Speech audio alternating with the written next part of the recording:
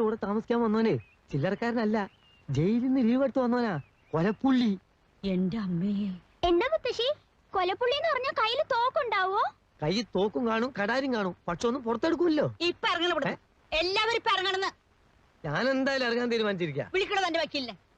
പപ്പനാഭൻ Dubai കിടന്നുണ്ടാക്കിയ കാശ് കൊണ്ട് കെട്ടി വീടാ ഇത്. കണ്ട കൊലപ്പുള്ളികൾക്ക് വാടകയ്ക്ക് കൊടുക്കാനുള്ളതല്ല. അല്ലാന്ന് എനിക്കറിഞ്ഞൂടെ? ആ കൊലപാതകയെ ചവിട്ടി പുറത്താക്കടോ. ഒന്ന് പതുക്കെ പറ. എനിക്കൊരുത്തിരി പേടിയില്ലടോ, ഇറങ്ങി വരാൻ പറ. എന്നാ മുത്തച്ഛൻ എന്ന് പറ. ആഹാ, എടോ വക്കീലേ, വക്കീലേ, ഇറങ്ങി വാടക വിട്. കണ്ട കള്ളനെയും കൊലപാതകനെയും എന്റെ വീട്ടിൽ താമസിപ്പിക്കാൻ ഞാൻ സമ്മതിക്കില്ല.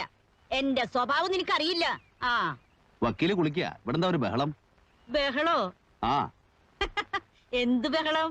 മുത്തശ്ശി ബഹളം വെച്ചതിനെ പറ്റിയാ? ഞാനാ? ആ കുഞ്ഞിക്കണ്ണൻ പറയായിരുന്നേ, മേലെ വന്നിരിക്കുന്ന ആള് കുറച്ച് പെശ കാണുന്നു. മുത്തശ്ശി താൻ